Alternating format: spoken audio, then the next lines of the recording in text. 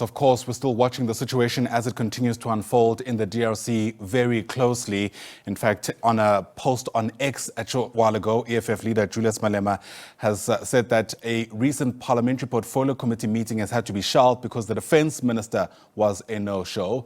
The Red Berets are actually calling for a withdrawal of SANDF troops from the city of Goma. Let's continue with that reaction. Bring in SABC News reporter Bulelani Phillip live to us there from Parliament. And Bulelani, it's a story, of course, that is being watched by parties across the political spectrum. Good morning to you, Ayanda, and to the viewers at home. Of course, this is a big story in South Africa at the moment as we try to unravel what actually happened there. Of course, there are some political parties that want the defense minister to be summoned to Parliament to come and explain the actual events that unfolded and what reaction the South African government will be undertaking. Of course, the EFF MP Carl Niehaus is joining me now, and we'll jump straight into the conversation. Today, as the Defense Committee, you were supposed to be sitting, but not necessarily to consider the matter of the DRC, but other matters, but you wanted that matter to be brought forward urgently. Why do you think that's important? Good morning. Yes, there was a scheduled meeting of the Portfolio Committee on Defence and Military Veterans, already a long time ago scheduled. But yesterday I spoke to the chair of the committee, Mr. Lekhutle, and I said to him, let's clear the agenda of that predetermined meeting and deal with the urgency of what is playing itself out in Goma, in the Eastern Democratic Republic of the Congo. As soon as I said that, I could hear that Mr. Lekhutle was unhappy. He said, I will have to talk to the minister about it. And then a while later, we got a message on the WhatsApp group that the meeting has been cancelled. Now, this is unacceptable because the minister is part of the executive.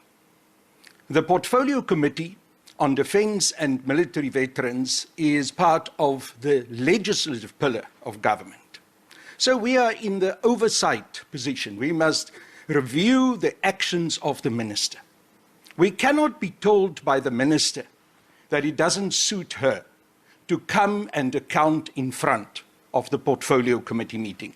I objected, other members of the committee objected. Then Mr. Lekhutle gave in. An hour later we got the message, no, the meeting will go ahead. That was good. Then last night, late in the night at 10:30, suddenly we received a message that he's postponed the meeting for 7 days because the minister is not available. But would you have given the minister sufficient notice for her to appear before the committee? The minister must appear at any time, especially in a crisis like this. Surely the minister should be fully aware of everything that is happening in the DRC. She doesn't need to be given long notice to do so. We deal here with an absolute crisis. Every minute of every day counts in order to save the lives of our soldiers. 14 SANDF soldiers, young lives, have already been lost. And we must be told that we must give the minister adequate time to get her mind together. The minister must be on top of the issues 24/7. But the problem is that the minister has failed to do that. She is incompetent.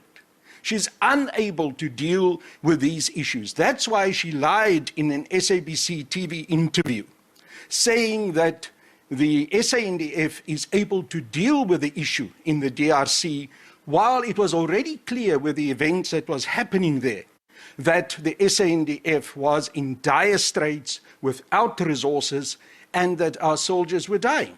So we wanted the minister to come here in this, what is now an empty room, which is an indication of the dereliction of the chairperson and the dereliction of the minister. We wanted her to come here and account, but I'll tell you what happened.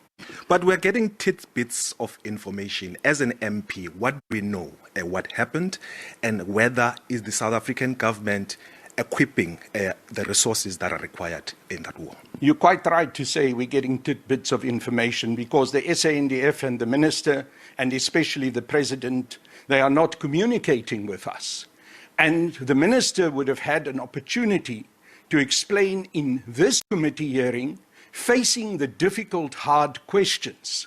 What is actually happening? And it would have helped you, and it would have helped the public to understand what is going on. But as I was wanting to say, the minister doesn't want to come and account in front of the committee. She wants to create an environment for herself, and she called now an urgent, hastily called together press conference in Pretoria, where she can manipulate the information, where she can spin the story, instead of having to face the hard, serious questions that we as members of Parliament have to ask of her.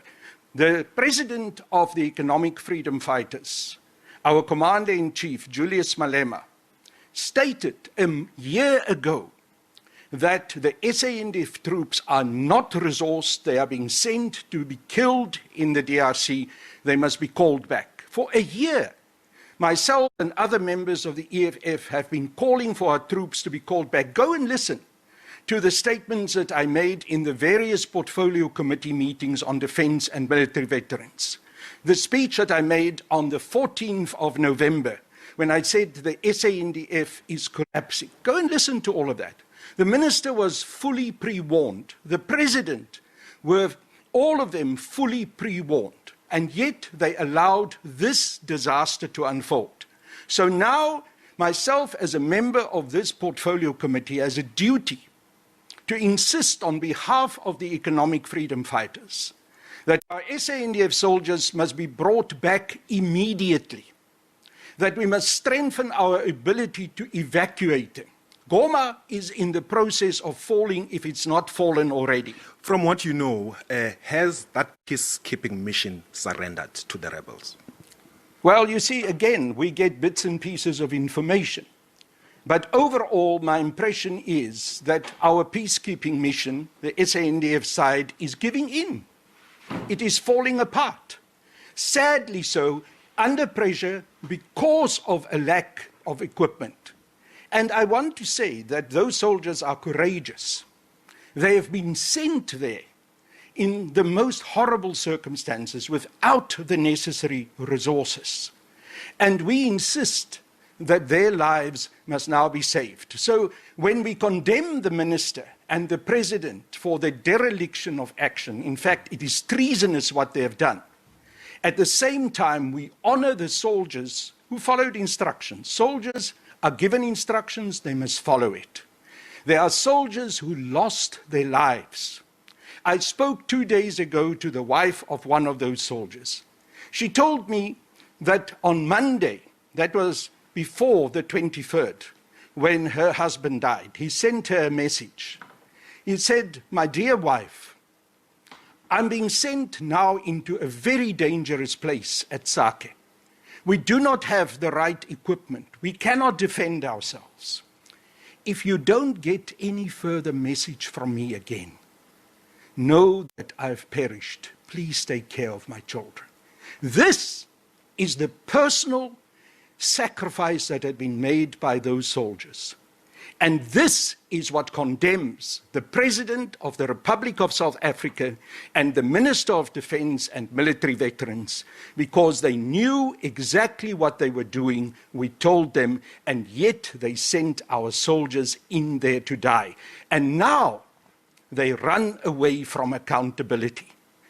I hope the Minister will in 6 days or 7 days' time come to the Portfolio Committee and represent herself. But I know that she is today trying to spin the story so that when she eventually comes to our committee, she can manipulate the story in order to try and protect and save herself. Because the only thing we have to do with here is that the elite in the African National Congress and the elite in the commanding corps of the SANDF are simply there to try and protect themselves, and they do not care for our soldiers. If they cared for them, they would have taken the right action on the basis of the warnings that we've given them long ago. Thank you so much, Carl Niehaus, EFF MP, of course, reiterating their call that the peacekeeping mission that is based in the DRC must be recalled with immediate effect. On that note, Ayanda, we cross back to you in studio. Bulelani Phillip, live to us there from Parliament in Cape Town. Thanks very much indeed.